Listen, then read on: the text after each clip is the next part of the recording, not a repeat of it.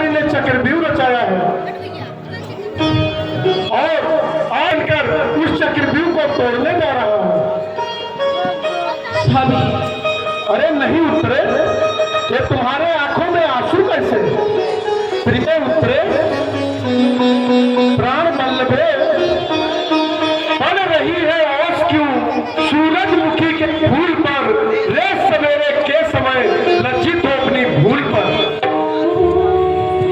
मैं तो आपकी दासी हूँ, भिखारन, अपराध को क्षमा कीजिए। और आज मेरा हृदय कहता है कि आप जो है युद्ध स्थल में आज न जाएं। अभी अभी मेरी आंखों में अचानक आया अंधकार और अपने आप बहने लगी आंसू की धार। मुंह को आता है कलेजा, हाय क्या होनहार।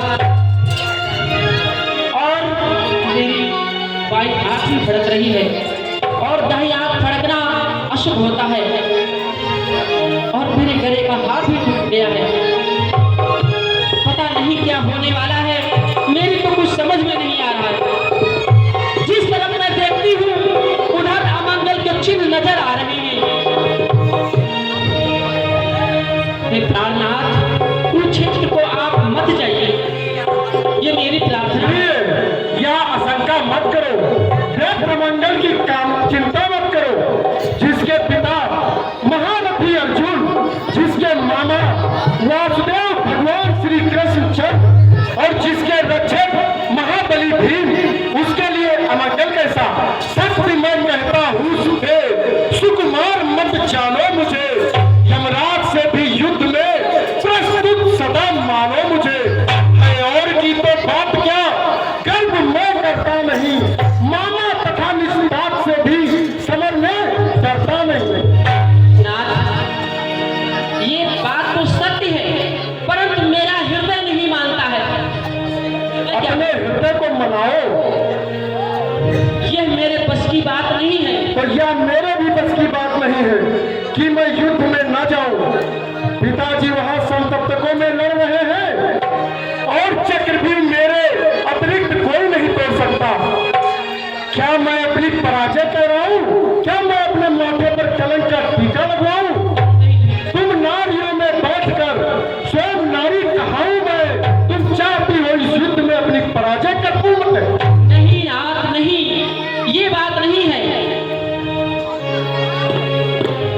तो फिर अगर ये बात नहीं है तो एक छत्राणी की भाव, जिस प्रकार एक छत्राणी अपने पति को युद्ध के लिए तैयार करती है, तुम भी मुझे वैसे ही फिदा करो ताकि मैं इस युद्ध में अपने पांडवों का झंडा फहरा सकूं और विजय श्री दिला सकूं। हे नाथ, मेरा मन तो नहीं करता है, ऐसा नहीं हो सकता है कि आप मुझे साथ में ले जाएं। नहीं नहीं, क्यों? ये संभव नहीं है।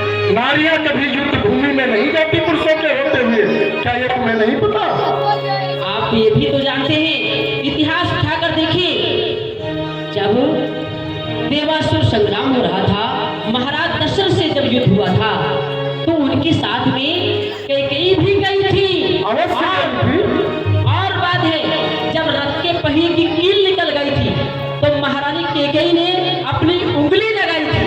अवश्य, ये मुझे मेरी माता श्री ने बचपन में ये कहानी सुनाई थी।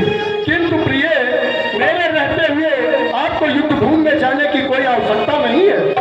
सिर्फ मुझे अपने मुस्कुराते हुए चेहरे से विदा करो। ठीक है, आपने जो प्रतिज्ञा की है तो आप अवश्य जाएं और पांडवों का मान बढ़ाएं और नाथ विजयी होकर आएंगे। यही मेरी प्रार्थना है और मैं दिन रात भगवान से प्रार्थना करूंगी। धन्य हो रे, धन्य हो, तुम स्त्री नहीं, स्त्री रत्न हो। अच्छा प्रिय, अब मुझे माता जी से भी आज्ञा ले लेनी चाहिए। अवश्य। ठीक है, मैं जाता हूँ माता जी से आज्ञा